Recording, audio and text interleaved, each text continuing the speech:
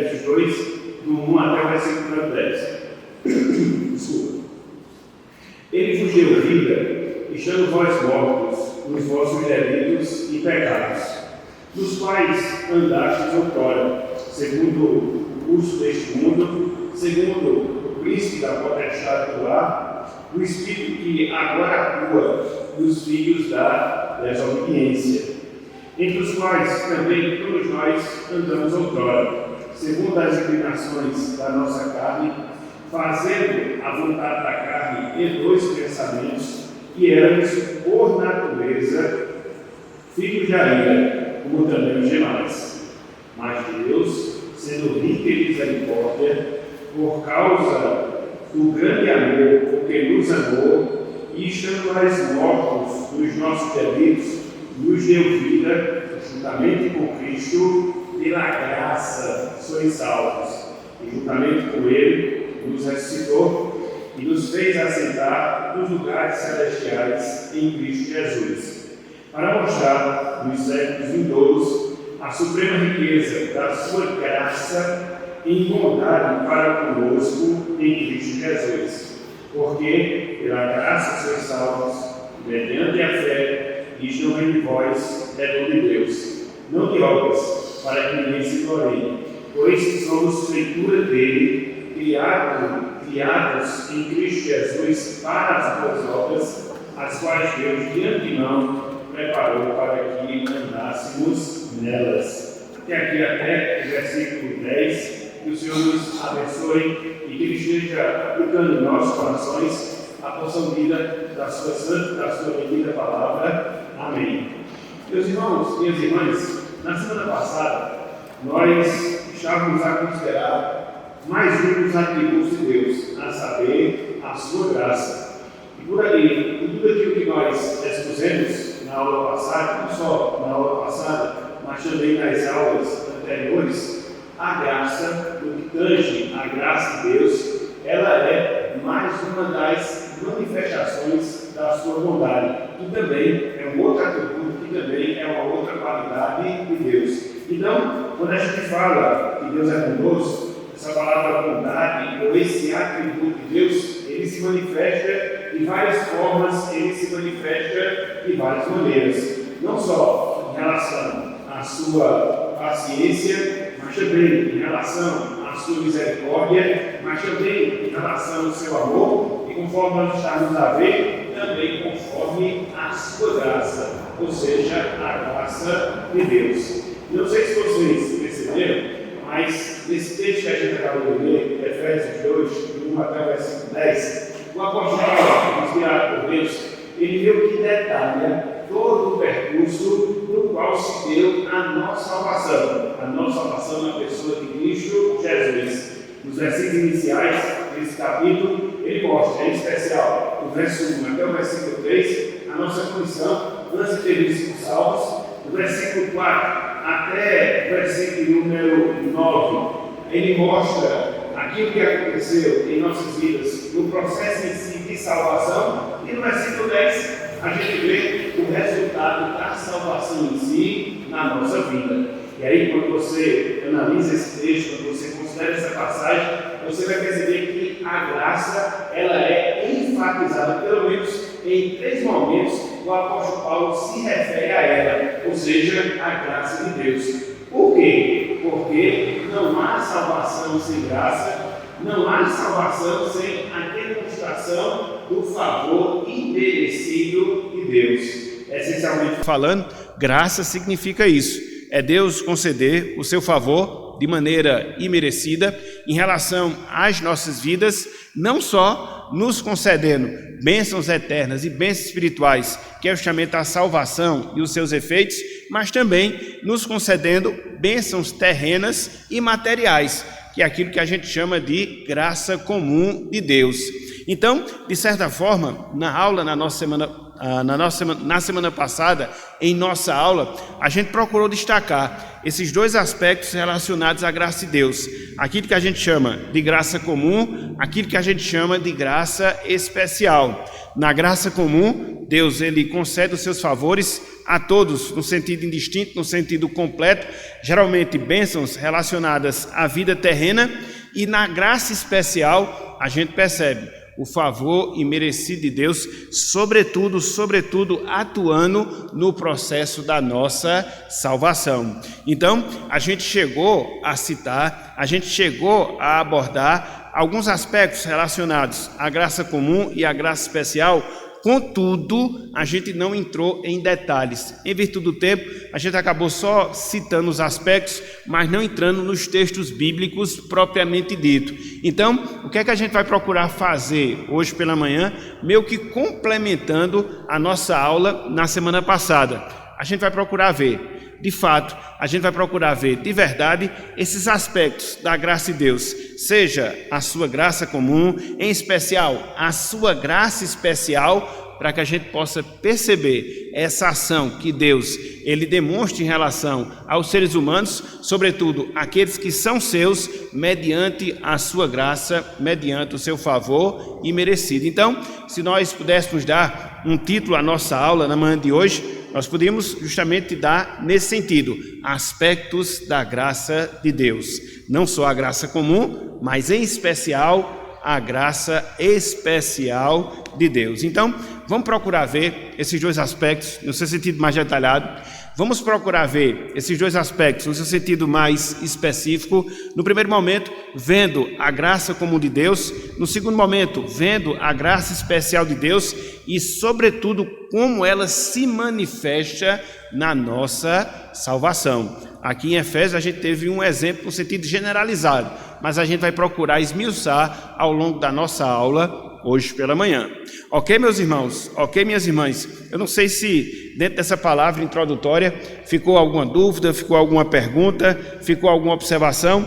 Caso tenha ficado, a gente vai procurar tirar essa dúvida, abrir espaço para o irmão fazer a sua observação e assim a gente seguir na nossa aula hoje pela manhã. Tudo entendido? Tudo esclarecido? Muito bem. Então vamos lá. Aspectos da graça de Deus, o aspecto da graça comum de Deus. A gente viu, meus irmãos, pela própria palavra em si, que a graça comum de Deus é o favor imerecido que Deus ele derrama a todas as pessoas, independente dessas pessoas serem salvas, independente dessas pessoas elas serem remidas pela obra de Jesus Cristo. Na verdade, a gente pode dizer, a gente pode afirmar que nenhum ser humano, nenhuma pessoa na face dessa terra, ela fica sem experimentar da graça de Deus. Percebem, meus irmãos? Percebem, minhas irmãs? Que coisa grandiosa, que coisa espetacular, que coisa maravilhosa é a graça de Deus, porque, em virtude da sua bondade, Deus, ele é gracioso com todos. E aqui, não só no sentido de todos sem distinção, mas de todos no seu sentido completo. Todo e qualquer ser humano que já viveu, que vive e que ainda viverá, eles são testemunhas vivas em suas próprias vidas da experiência da graça de Deus. Não é, conforme nós iremos observar, uma graça que vai conduzir à salvação, mas ele não deixa de receber da parte de Deus suas bênçãos, ele não deixa de receber da parte de Deus os seus benefícios. E aqui eu estou me referindo inclusive àquelas pessoas que não temem a Deus, aquelas pessoas que vivem em rebeldia contra o Senhor, aquelas pessoas que desfazem da pessoa do próprio Deus. Então, mesmo estas, ou mesmo a essas pessoas, Deus, ele revela a sua graça. E aí, quando a gente vai analisar a graça comum de Deus, ela é manifesta de várias formas, ela é revelada de várias maneiras, mas eu queria chamar a atenção pelo menos a três formas, a três maneiras, através das quais, no seu sentido comum, Deus ele é gracioso com tudo e com todos. Então, Deus é gracioso, no seu sentido comum, em virtude da sua providência. O que é, meus irmãos, o que é, minhas irmãs, a providência de Deus?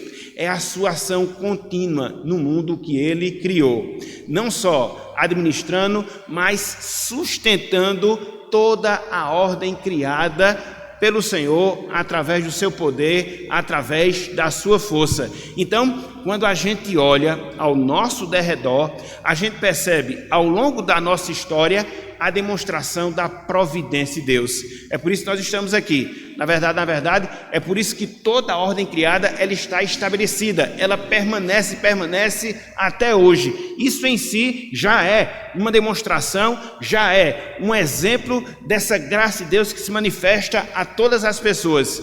Mas Deus, na sua providência, sobretudo no seu cuidado para com todos, Ele demonstra a sua graça, o seu favor imerecido. Então, a providência de Deus, e ela ocorre a todos, sem distinção, a todos completamente, acaba sendo, repito, um exemplo da graça comum de Deus. Abram aí, por favor, meus irmãos, o texto de Atos dos Apóstolos, capítulo 14.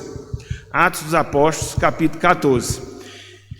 Essa é mais uma das pregações do apóstolo Paulo, aqui no seu sentido específico, quando as pessoas queriam idolatrá-lo, lá em Listra, e aí ele aproveita aquele ensejo para falar essa verdade, que Deus, pela sua bondade, especificamente falando, movido pela sua graça comum, Ele sustenta, pela sua providência, todas as coisas.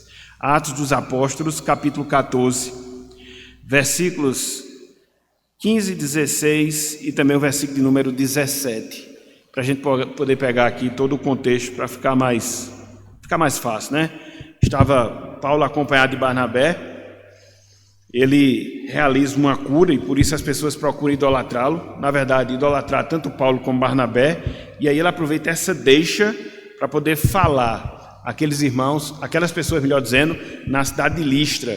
E dentro dessa sua pregação, dentro desse seu testemunho, ele fala dessa bondade de Deus, a sua graça comum, no sustento que Ele dá a todas as pessoas, de todas as épocas, de todos os lugares. Como eu disse anteriormente, nenhum ser humano pode reclamar que Deus não é gracioso com ele, porque a sua existência, a sua manutenção, é uma comprovação que Deus é gracioso. Então, olha só o que Paulo fala, versículos 15 e 16, também o versículo número 17. Senhores, por que fazer isto? Isto o quê? Essa tentativa de idolatrar Paulo e Barnabé. Nós também somos homens como vós, sujeitos aos mesmos sentimentos, e vos anunciamos o Evangelho, para que destas coisas vãs, ou seja, a idolatria, propriamente dito, vos convertais ao Deus vivo, que fez o céu, a terra, o mar e tudo o que neles há. Então, quando ele começa a falar acerca de Deus, ele aponta para a criação de Deus. E é interessante porque a providência nada mais é do que a continuação da obra da criação. Deus, ele não só cria, mas ele sustenta aquilo que ele cria. E esse trabalho de sustento da sua criação nós o chamamos de providência. Então ele criou há aproximadamente 6.000 anos atrás, e ao longo de todo esse período, pela sua providência, ele vem sustentando. E ele vai falar acerca dessa providência, em especial da providência destinada às pessoas no sentido da sua manutenção aqui neste mundo. Olha só o que ele fala, versículo 16, o qual, referindo-se a Deus, de que ele estava falando, aqui no versículo número 15, nas gerações passadas, permitiu que todos os povos andassem nos seus próprios caminhos. Versículo 17. Contudo, veja, Deus não se deixou ficar sem testemunho de si mesmo, fazendo o bem, dando-vos do céu chuvas e estações frutíferas, enchendo o vosso coração de fartura e de alegria. Olha aqui, meus irmãos, a comprovação da graça comum de Deus, ao longo da história da humanidade, através do processo das estações, através do derramamento de chuvas, promovendo o sustento humano, e não só promovendo o sustento humano, mas como o próprio texto aqui diz, promovendo a alegria nos corações dos seres humanos pelo sustento que eles recebem. É interessante porque, infelizmente, em virtude da corrupção que caracteriza o coração humano, ele desvia o foco. E ele não faz, pelo menos na maioria dos casos, esse reconhecimento da graça de Deus sobre a sua vida. Tanto é que a gente vive aqui na região Nordeste, em especial no estado aqui da Paraíba, e a gente sabe, né, que de acordo com a tradição romanista, é São José aquele que é responsável pelas chuvas. Então veja só como o homem desvirtua a graça de Deus em relação à sua vida. Ao invés de ele reconhecer a graça de Deus, ao invés de ele testemunhar acerca da sua bondade, ele vai e atribui a um ser humano falível, pecador, aquela bênção que ele recebe e que é a explicação para a sua sustentação aqui nesse mundo. Mas isso não nega o fato de Deus ele ser gracioso. Então veja, a graça de Deus é comum? Sim. A graça de Deus revela a todos completamente? Sim. Como? Em primeiro lugar, através da providência, do sustento que Deus promove materialmente falando a todas as criaturas, a todos os seres humanos. Por isso, repito e reitero, Deus ele é gracioso. Contudo, a graça comum de Deus, ela não só é vista no sentido da sua providência, mas conforme nós falamos na semana passada, a graça comum de Deus, ela também é vista na capacitação que Deus dá aos seres humanos, acerca de determinadas habilidades, acerca de determinadas características que, de certa forma, acaba distinguindo essas pessoas em relação às outras. E o que é isso? Essas potencialidades que nos marcam aqui neste mundo é fruto da graça de Deus. Como eu sempre gosto de dizer, cada um de nós tem uma habilidade específica. Cada um de nós tem uma capacitação específica. Às vezes dentro da área da medicina, às vezes dentro das ciências exatas, às vezes dentro das ciências humanas, às vezes dentro das ciências jurídicas, às vezes no campo do empreendedorismo. Então, tudo isso, meus irmãos, essas habilidades, elas são resultado da graça de Deus em nossas vidas. A gente viu na semana passada, baseado lá em Daniel, capítulo 2, versículo 21, que Deus dá sabedoria e que Deus dá inteligência aos homens. E aí eu mostrei a vocês que muitas vezes, na verdade, todas as vezes que a gente observa as pessoas com aquele alto grau cultural, com aquele vasto conhecimento, isso é fruto da graça de Deus sobre a vida dessas pessoas. E aí, não só na questão do conhecimento em si, não só em relação à cultura em si, mas até mesmo habilidades artísticas, até mesmo elas são demonstrações da graça de Deus, seja na área da música, seja na área das artes plásticas, qualquer área, essas habilidades é Deus quem concede. Olha só, um exemplo disso, eu queria que a gente fizesse essa ligação. Na obra de construção do templo de Salomão, como existiram pessoas habilitadas para poder fazer toda aquela obra artesanal, porque o templo, meus irmãos, se a gente for analisar direitinho, ele tinha esse aspecto artesanal, a decoração, tudo foi minuciosamente determinado por Deus. Os utensílios que compunham ali, inicialmente o tabernáculo, depois o templo. E quem foram essas pessoas? Pessoas habilitadas nas artes, para que assim elas pudessem trabalhar e serem usadas por Deus na confecção do seu templo, do seu tabernáculo. A gente vai ver esses dois momentos. Abram aí, por favor, 2 Crônicas, capítulo 2.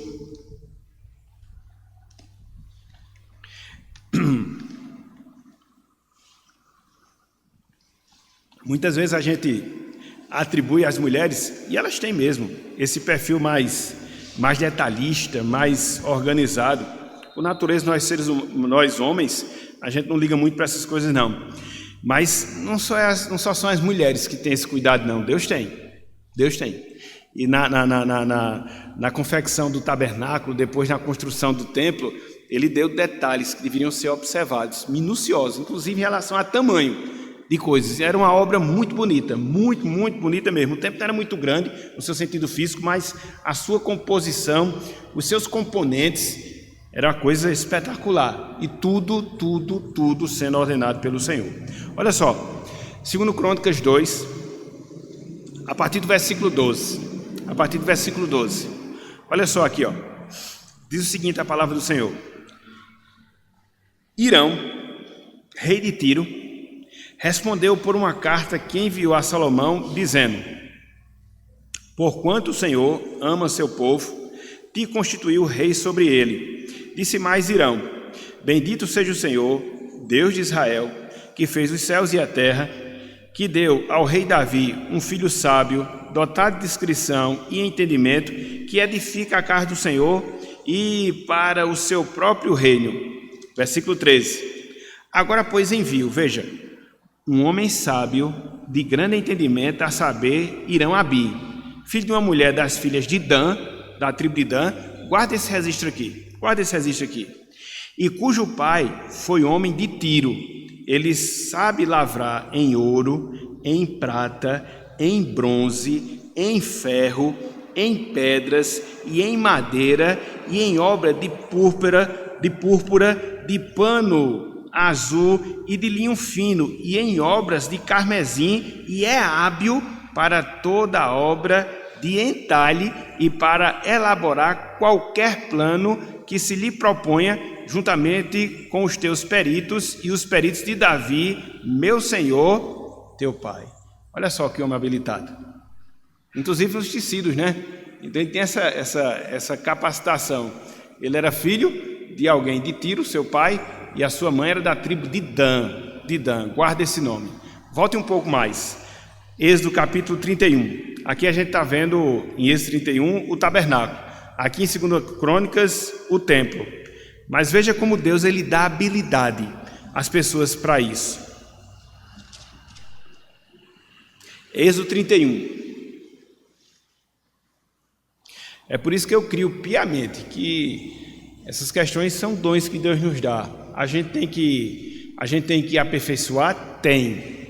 Mas é um dom que a gente é dado. Então tem gente que tem um dom para a área musical, tem gente que tem um dom na parte do ensino, tem gente que tem um dom no sentido administrativo. Não adianta, meus irmãos, isso é um dom que Deus nos dá, isso é a graça comum dele. Então a gente tem que se aquietar quando a gente não tem esse dom e procurar o nosso dom. É por isso que eu já me contentei que eu não sei cantar. Então pronto, não adianta, não foi esse o dom que Deus me deu. Por mais que treine, não vai dar. Então, graça comum de Deus, não tem o que fazer. Olha só, versículo 1 do capítulo 31, diz o seguinte, ó: disse mais o Senhor a Moisés, aqui é na composição do tabernáculo, que era a casa de Deus antes do templo: eis que chamei pelo nome a Bezalel, filho de Uri, filho de da tribo de Judá, e o enchi do Espírito de Deus, de habilidade, de inteligência e de conhecimento em todo artifício. Para quê? Para elaborar desenhos e trabalhar em ouro, em pedra, em prata e em bronze, para a lapidação de pedras de engaste, para entalho de madeira, para toda sorte de lavradores.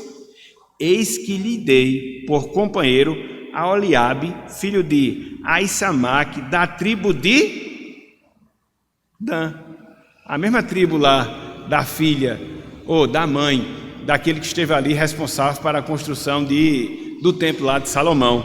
Eu fiquei vendo isso aqui, né? Talvez essa tribo de Dan tivesse essa característica, né? Das artes. Pode ver que é a mesma tribo.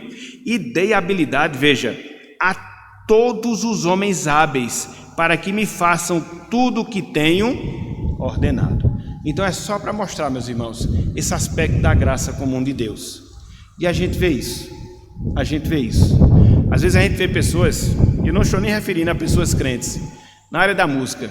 Eu acho que eu tenho um trauma em relação à área da música, porque eu não sou desenvolvido nessa área, que tem essa habilidade com a música, seja cantando, seja tocando, às vezes nem participar de escolas de música, mas naturalmente ela já tem essa habilidade. Isso é a graça de Deus que lhe capacitou com esse dom, com essa qualificação em si, para que ela pudesse desenvolver graça comum de Deus. Então você vê isso, inclusive em pessoas ímpias. Então veja, mais uma demonstração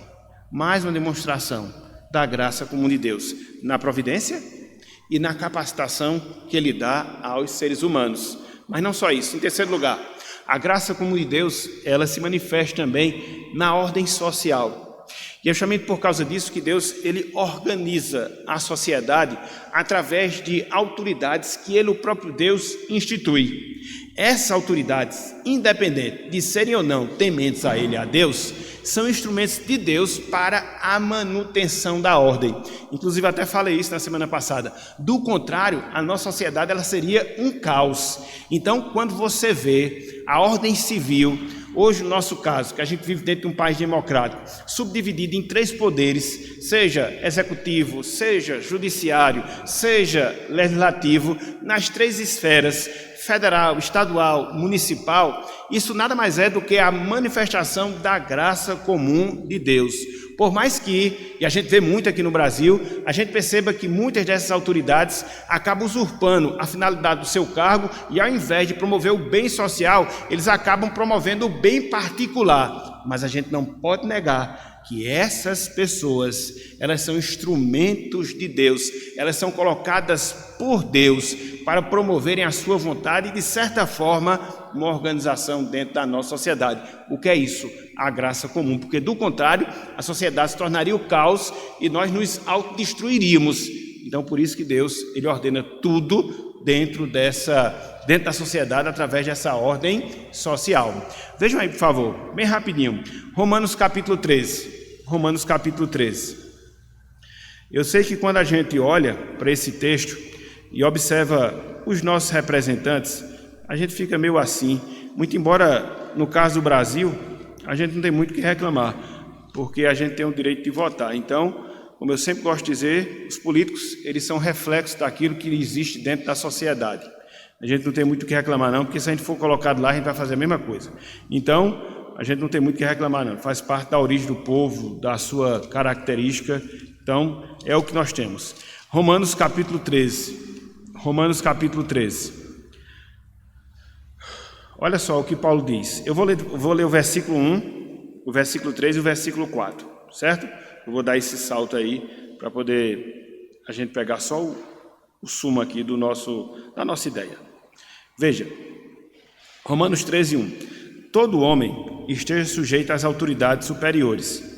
Veja, porque não há autoridade que não proceda de Deus. Não há autoridade que não proceda de Deus. Não há autoridade que não proceda de Deus. Não existe isso. Qualquer uma que estiver ali, detendo um cargo público, é Deus que a colocou lá. E a gente precisa ter ciência disso, para que a gente não haja como menino, pensando que muitas vezes o mundo se acaba com mudança de autoridade, como se Deus não tivesse um controle. Ele está sim, independente de quem seja. Independente de quem seja. Então veja, não há autoridade que não proceda de Deus, e as autoridades que existem, foram por Ele, por Deus, instituídas.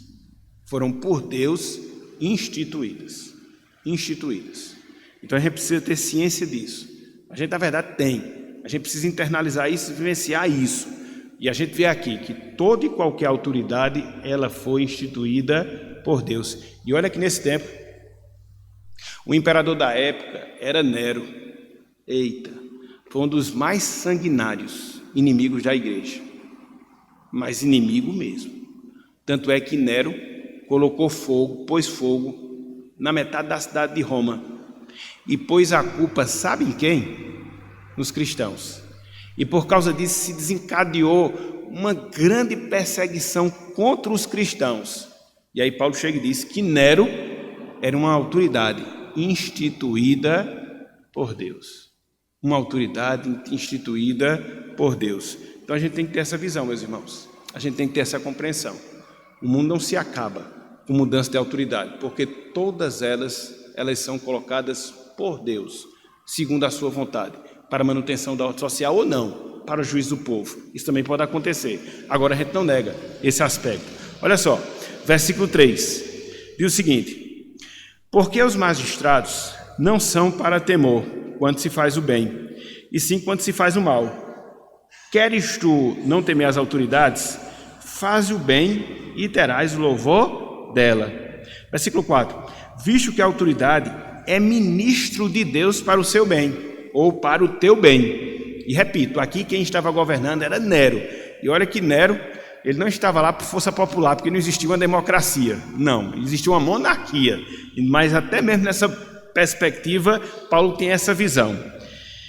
Visto que a autoridade é ministro de Deus para o teu bem, entretanto, se fizeres o mal, teme, porque não é sem motivo que ela traz a espada, pois é ministro de Deus, vingador para castigar o que pratica o mal. Então, é essa sujeição que a gente deve às nossas autoridades, desde que ela seja no Senhor, desde que ela seja naquilo que existe determinado na palavra. Com exceção disso, não, até porque a gente tem esse recurso da desobediência civil, mas no geral o que a gente observa é isso: as autoridades, sejam elas quais forem, do âmbito federal, estadual, municipal, do poder legislativo, executivo, judiciário, todas elas são promovidas por Deus. Isso é um aspecto da sua graça comum para, bem ou mal, ordenar a nossa sociedade.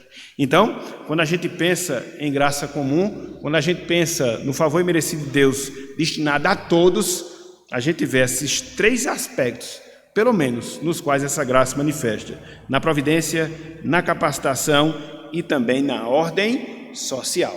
É o primeiro aspecto da graça de Deus. Ok, meus irmãos? Ok, minhas mães? Alguma pergunta, alguma dúvida até aqui? Alguma observação? Não? Em segundo lugar, aqui a gente vai descer um pouco mais de detalhe. A graça especial de Deus. Como o próprio nome já diz, ela não é manifestada a todas as pessoas. Ela não é dirigida a todos os seres humanos completamente falando. A graça especial de Deus é dirigida especificamente aos eleitos de Deus, aos salvos, aos remidos na pessoa de Cristo Jesus. E é interessante porque essa graça especial, ela fica muito clara, ela fica muito patente, ela fica muito evidente no processo da nossa salvação. Meus irmãos, minhas irmãs, todo o processo da nossa salvação, ele é fruto da graça especial de Deus. Cada aspecto relacionado à nossa salvação, ele é uma manifestação da graça especial de Deus. Por isso nós dizemos que não existe salvação sem a manifestação da graça. Mas não é a graça geral, é a graça especial, é a graça particular que está presente em todo esse processo. Vamos ver esses aspectos nos quais essa graça especial de Deus se revela, produzindo assim salvação. Em primeiro lugar, a graça de Deus, ela se manifesta na etapa da nossa eleição, vamos assim dizer. Por que eu chamo etapa? É só para a gente entender melhor, porque eu não queria muito fechar com a questão do tempo, mas houve um momento, dentro da existência eterna de Deus, que Ele nos separou, Ele nos escolheu, individualmente falando, para a salvação. Ele pôs o nosso nome no livro da vida para jamais tirar os nossos nomes desse livro. É por isso que aquelas pessoas às quais Deus ele elege para a salvação, elas efetivamente serão salvas no tempo, sob as circunstâncias que Deus preparou para isso. Então, a salvação que nós temos aqui no tempo, e a gente vai ver um pouco mais adiante, fruto da regeneração, ela se iniciou na eternidade, quando da eleição que Deus nos separou. E o que foi que moveu a Deus para nos separar para a sua salvação? A sua graça e a sua graça, o seu favor imerecido.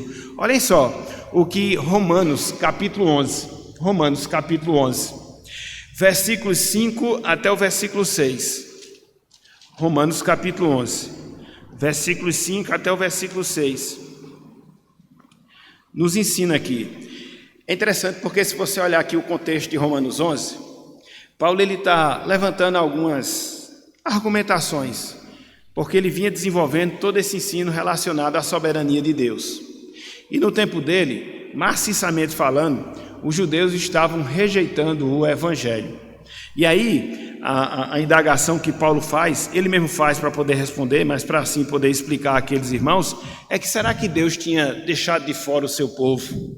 Será que pelo fato do povo ter rejeitado o Messias, eles não estavam sendo alcançados pela salvação, fruto da eleição de Deus? Paulo responde, não, porque existe o remanescente fiel. Então ele vai argumentando nesse sentido, para mostrar que Deus ele sempre tem os seus eleitos, ele sempre terá os seus eleitos, inclusive entre o povo judeu, talvez não maciçamente, mas ele sempre vai ter. ele sempre vai ter. Olha só, versículo 5 e também o versículo 6. Ele diz, assim pois também, agora, nos tempos de hoje, quando Paulo escrevia a carta aos Romanos há 2000 anos, sobrevive um remanescente, segundo a eleição da graça. Havia um remanescente judeu, um remanescente, um resto de judeu, vamos assim dizer, que Deus havia separado para a salvação, e Deus o fez pela sua graça. Então sempre há o remanescente, fruto da eleição pela graça de Deus. Versículo 6, e se é pela graça, já não é pelas obras. Do contrário, a graça já não é graça. Então veja, é a graça, meus irmãos, que explica o fato de Deus ter nos escolhido para a salvação. A gente não vai explicar, a gente não vai dar motivos que realmente vão satisfazer o nosso coração daquilo que levou Deus a nos escolher para a salvação. Não tem. Talvez na eternidade, sei lá. Mas, humanamente falando, a gente não tem como dar explicação porque Deus nos escolheu. Porque Ele quis. Seu favor imerecido. Então Ele fez isso. E para nós, o fato deles fazer isso deve valer muito a pena. E deve encher o nosso coração de gozo, de satisfação, de alegria. Porque não se deveu a alguma coisa que a gente tinha para dar a Deus. Não se deveu a alguma qualidade que a gente tinha para oferecer a Deus. Não, simplesmente Ele chegou e escolheu. É graça. Eleição da graça. Eleição da graça. Então, o que leva Deus, ou o que levou Deus, desde toda a eternidade, nos escolher para a salvação? Sua graça. Seu favor imerecido. A manifestação específica da sua bondade sobre as nossas vidas. Mas aí não só a eleição. Conforme nós falamos agora há pouco, dentro do processo de salvação, o primeiro estágio, vamos assim dizer, é esse momento em que Deus ele nos escolhe para a salvação. O segundo estágio, para que essa salvação ela se efetive em nossa vida, é a regeneração. Quando Deus nos transforma, nos faz novas criaturas em Cristo Jesus, muda o nosso coração de pedra, transformando-o em um coração de carne. Quando Deus ele nos leva a crer nele, a obedecer a sua palavra, a nos voltar para ele, então tudo isso se dá nessa mudança completa que Deus ele opera na nossa vida. E essa regeneração, ela também é uma manifestação da graça de Deus. Olha só, meus irmãos, o que Paulo fala em Gálatas capítulo 1, versículo 6 até o versículo 6 e também o versículo 15. Há algo a observar aqui nesse texto, porque quando Paulo ele escreve aos cristãos das igrejas da região da Galácia, ele estava tentando combater uma heresia que estava se disseminando entre aqueles irmãos. E que heresia era essa? O judaísmo, que estava tentando incitar os irmãos, demoverem os irmãos do evangelho da graça para o evangelho das obras. Você tem que se circuncidar. Você tem que voltar àquelas práticas religiosas que já foram abolidas pela obra de Jesus Cristo, foram sim instituídas no Antigo Testamento, mas foram abolidas por Jesus Cristo. Então Paulo, ele enfatiza muito a graça, quando ele escreve a sua carta aos Gálatas. Então, olha só o que ele fala aqui, verso 6 e versículo 15. Olha só, mostrando aqui no sentido específico a regeneração. Olha só, versículo 6. Admira-me que estejais passando tão depressa, daquele que vos chamou, como? Na graça de Cristo para outro evangelho. Veja, meus irmãos, como nós somos suscetíveis a dar ouvidos a falsos ensinos. Era o que acontecia com alguns irmãos que compunham algumas igrejas, ou as igrejas ali da região da Galácia. Eles haviam escutado o evangelho da graça, mas eles estavam passando para outro evangelho do legalismo, outro evangelho do fazer para receber, outro evangelho para confiar na carne, para confiar no homem. Meus irmãos, quando é isso, não é graça, são obras. E a gente tem tanto disso hoje, às vezes de maneira imperceptível, mas o princípio que prevalece, infelizmente, é esse princípio. Quer ver um exemplo bem esdrúxulo, mas serve para a gente compreender um pouco disso? A gente vê determinados grupos religiosos fazendo as suas campanhas, né? 7 semanas de oração, 7 sexta-feiras de oração, venha que você vai ser abençoado. Cadê a graça? Cadê a graça? Você faz, você participa. E via de regra essas coisas elas são feitas para escravizar as pessoas, deixá-las ali no redil de uma igreja, de uma denominação e aprisionarem as pessoas, colocá-las ali no cabresto, né? No cabresto espiritual, vamos assim dizer. Então, é o que acontece. Graça, meus irmãos, é favor imerecido. É Deus dar sem a gente merecer. Isso é graça. E o nosso evangelho é o evangelho da graça. Então, olha só o que Paulo fala no versículo 15. Ele diz, quando, porém, Paulo dando o seu testemunho pessoal, versículo 15, capítulo 1, versículo 15, diz o seguinte, quando, porém, ao que me separou, veja, antes de eu nascer, a gente já viu a eleição, não foi? Paulo havia sido separado por Deus antes do seu nascimento, e me chamou pela sua graça. E aprova ele fala, revelar o Filho de Deus, Deus revelar seu Filho a ele, a Paulo. Então veja, Paulo foi chamado pela graça. Ele foi eleito pela graça. Então veja que esses aspectos da salvação, todos eles estão fundamentados sobre a graça de Deus, seja a eleição, seja a regeneração. Mas vamos um pouco mais adiante. A justificação, ela acontece também pela graça de Deus. O que é justificação, meus irmãos? É um ato no qual Deus, ele nos declara justos, perdoados diante de Deus. É um ato forense, como a gente gosta de falar, extraído aí da linguagem do direito, onde a gente não tem nada que possa garantir a nossa absolvição, mas Deus declara a partir da obra que Cristo ele fez em nosso lugar. Então é por isso que a nossa justificação, ela é fruto da graça de Deus. Até porque a gente viu isso lá em Efésios, versículo 1 até o versículo 3, nós estávamos mortos em delitos e pecados, nós estávamos seguindo no curso desse mundo, nós estávamos andando segundo o príncipe da potestade do ar, nós éramos chamados filhos da ira. 4 coisas Paulo falou ali. Então como é que a gente podia ser justificado por alguma coisa que a gente fizesse? O que é que a gente podia fazer, meus irmãos, para garantir a nossa absolvição diante do Senhor? Nada. Se não fosse a graça, nada poderíamos fazer.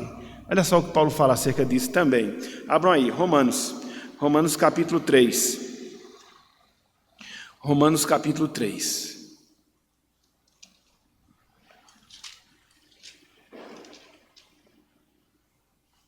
Versículo 24.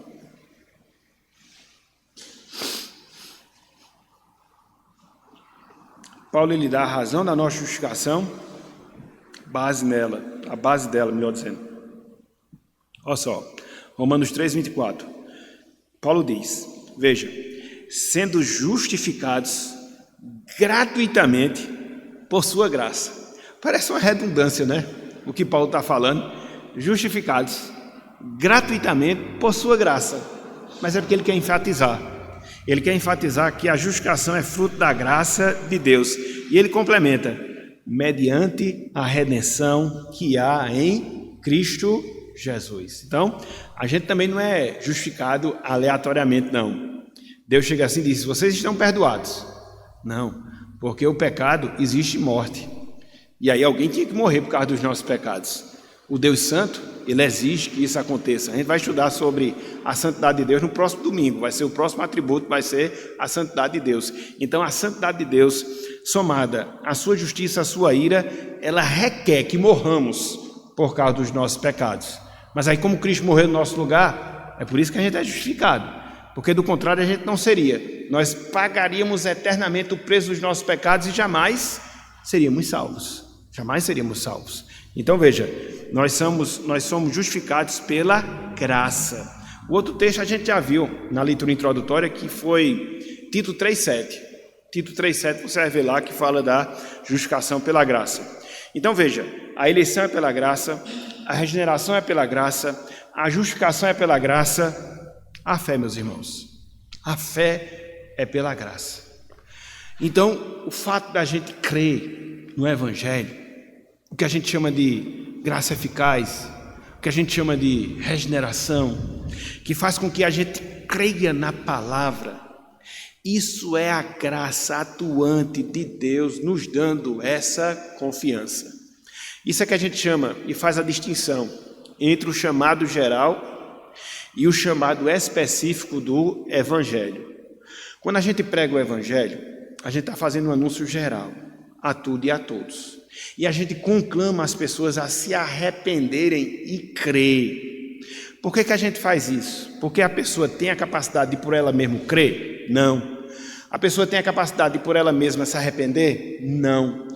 Porque a gente faz isso, porque a gente faz na perspectiva de que ao fazer esse chamado geral, o Espírito Santo faça o seu chamado específico e particular ao coração de determinados pecadores que ele escolheu para a salvação. A gente não sabe quem são essas pessoas. Elas não têm na testa escrito eleitas de Deus. Então a gente trabalha nessa possibilidade. Então o que é que a gente tem que fazer? Chamar todos, mas na perspectiva que apenas alguns virão. E esses alguns, eles vêm porque Deus, pela graça, concede-lhes a fé de reconhecerem a Jesus Cristo como Salvador, de confiarem na sua obra de redenção, de pôr a sua esperança nele. Isso acontece não por causa delas em si, mas por causa da graça de Deus. Vez por outra a gente gosta de dizer, né? Eu me converti, eu criei no Senhor. De certa forma isso aconteceu, porque nós tivemos uma responsabilidade dentro desse processo. Agora, quando a gente fala isso, a gente deve ter em mente que isso só aconteceu porque no primeiro momento a graça de Deus colocou fé no nosso coração. Aí cremos. O texto lá de Efésios 2, versículo 8, mostra isso claramente. Porque pela graça sois salvos. Veja, pela graça sois salvos. Como? Mediante a fé. E Paulo complementa. E isto, ou seja, a fé não vem é dom de... Está vendo aí, meus irmãos? Não vem de nós. Como é que um pecador, morto em delitos e pecados, ele pode crer? Ele está morto. Os seus sentidos espirituais, eles foram afetados. A sua condição espiritual, ela foi afetada. Então, ele não pode, ele não enxerga a verdade do Evangelho, ele não ouve a verdade do Evangelho, ele não tem um coração predisposto para seguir na verdade do Evangelho, ele está morto. É por isso que a regeneração é um nascer de novo. E quando Deus ele promove essa obra de regeneração, ato contínuo ou ato simultâneo, ele coloca fé no nosso coração. É por isso que a salvação, ela é um maior milagre que a gente pode receber aqui nesse mundo. É o maior milagre, não existe milagre maior do que o milagre da salvação. Olha só, Filipenses 1,29. Filipenses 1,29.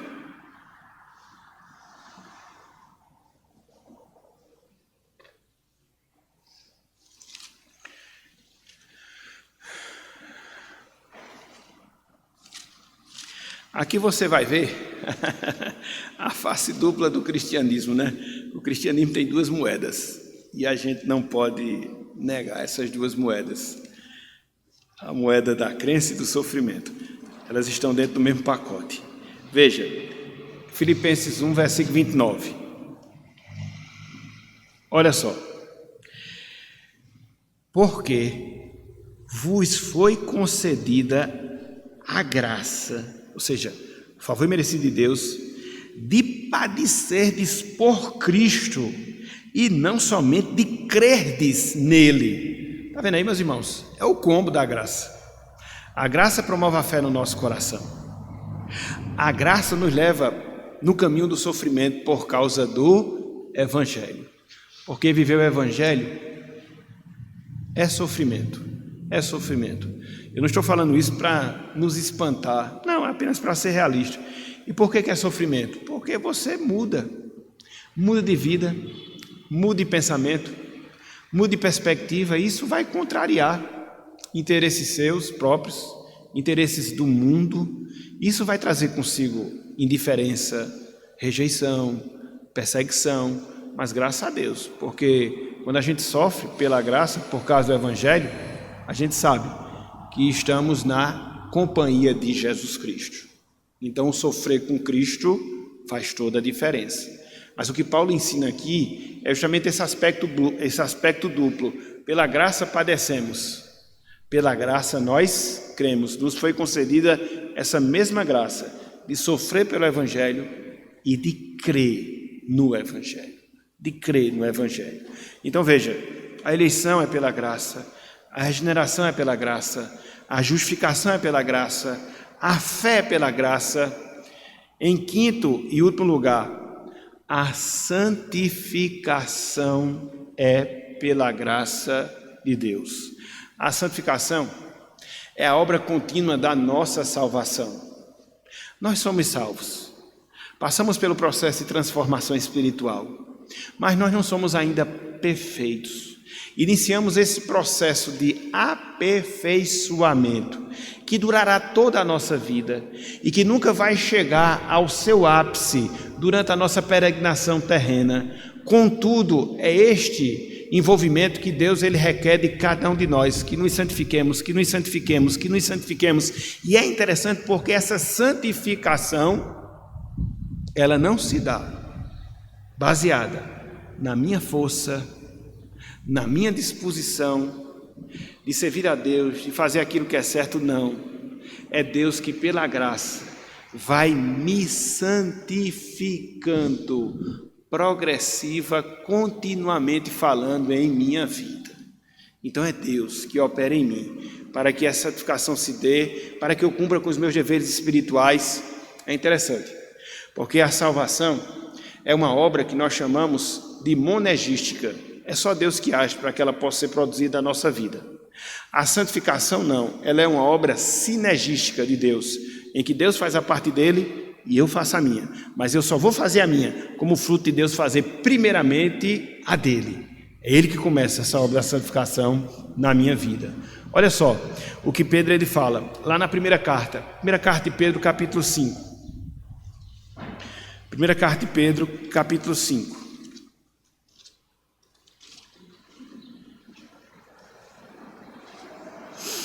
Veja se não é Deus, pela graça, que faz tudo isso.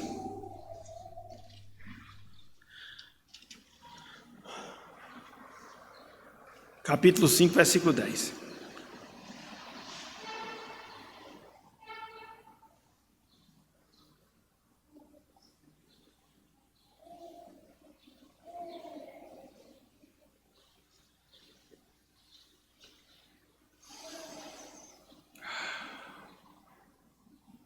Olha só o que diz aqui, meus irmãos.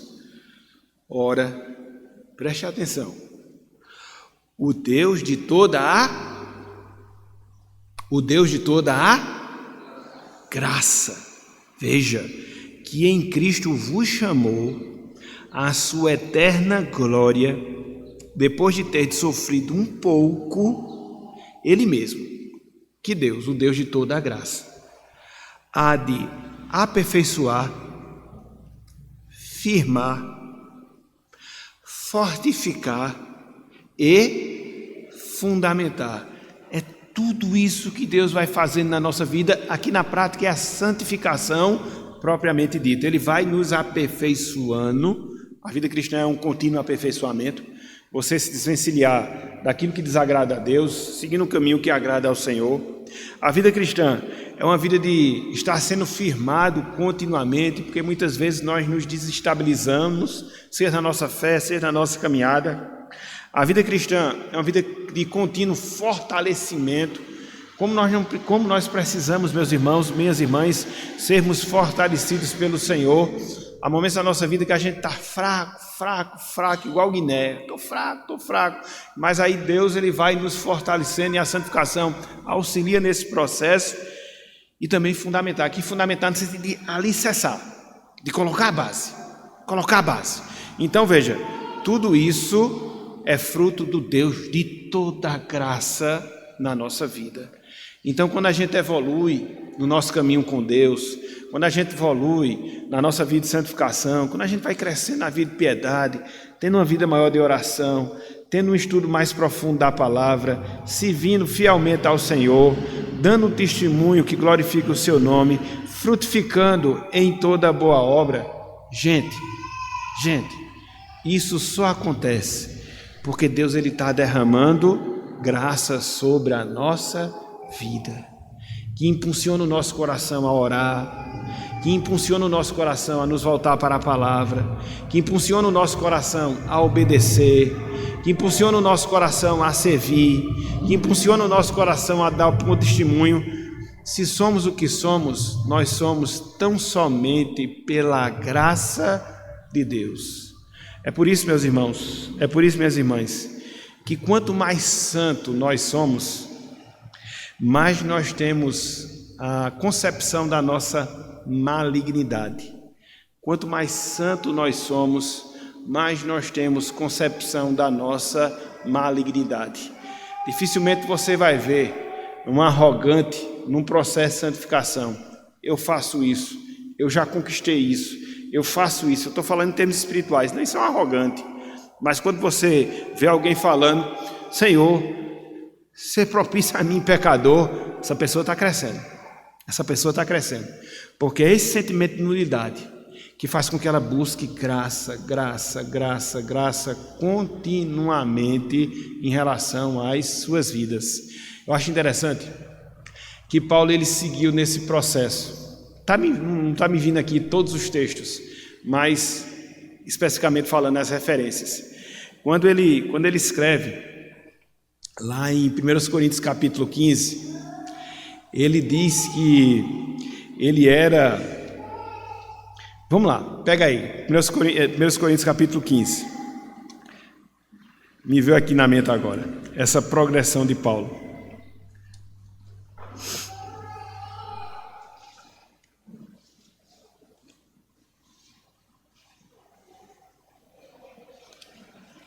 Primeiros Coríntios capítulo 15.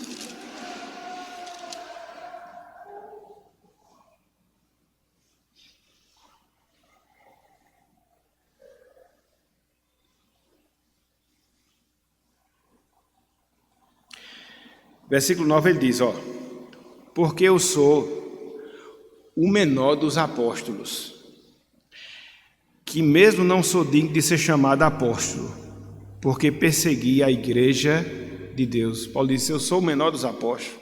Na verdade, eu nem devia ser chamado apóstolo, porque eu persegui a igreja de Deus. Veja como ele desenvolve a humildade no seu coração. Nesse mesmo texto, no versículo 10, ele diz, mas pela graça de Deus sou o que sou, e a sua graça que me foi concedida não se tornou vã. Antes trabalhei muito mais do que todos eles, todos os apóstolos.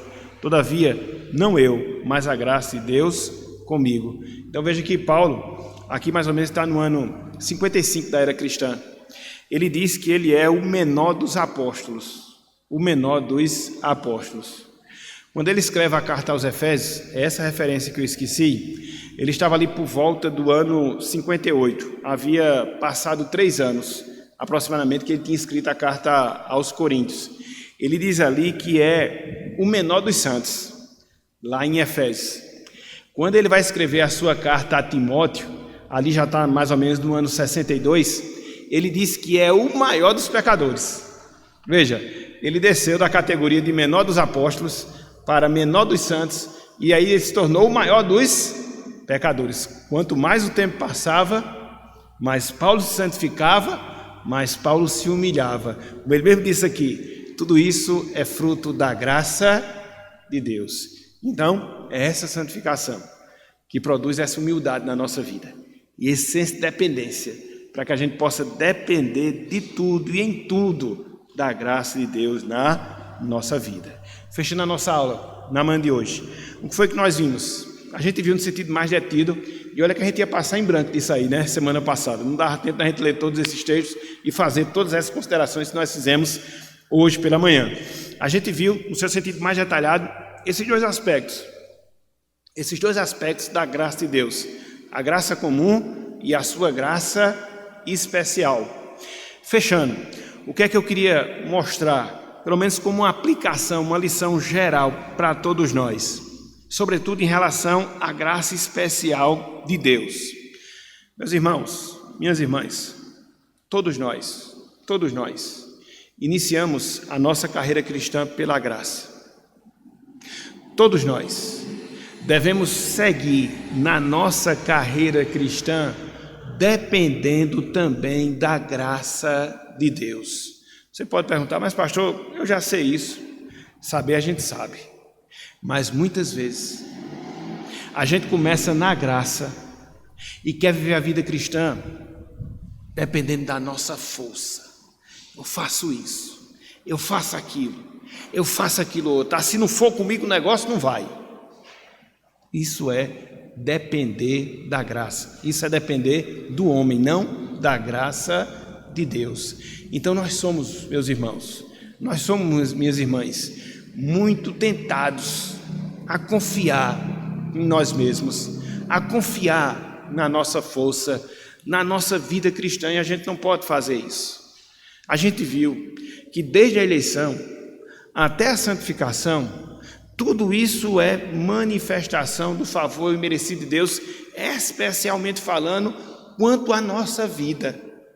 Então o que é que a gente precisa ter? O sentimento que Paulo aqui teve, que a gente deu ali no versículo 10 do capítulo 15, 1 Coríntios. Somos o que somos, fazemos o que fazemos pela graça de Deus. Clame por essa graça todos os dias da sua vida, todos os dias. Ao acordar de cada manhã, que você possa pedir a Deus: Deus, me enche de graça, me enche de graça, me enche de graça, para eu poder resistir às tentações, para eu poder fazer a tua vontade, para eu poder entender o teu propósito, para eu poder conhecer mais o Senhor, porque se não for através da tua graça, nada eu posso fazer. A gente tem que ter aquele sentimento, meus irmãos, que Moisés teve em relação a Deus, quando Deus ele reprovou o povo pelo fato do povo ter se encaminhado pela idolatria, e Deus disse a Moisés: vai e leva teu povo.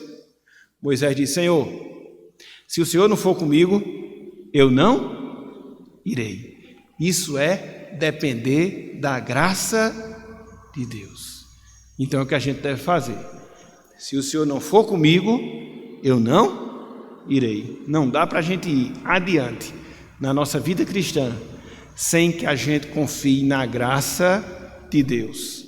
A graça e a graça do Senhor.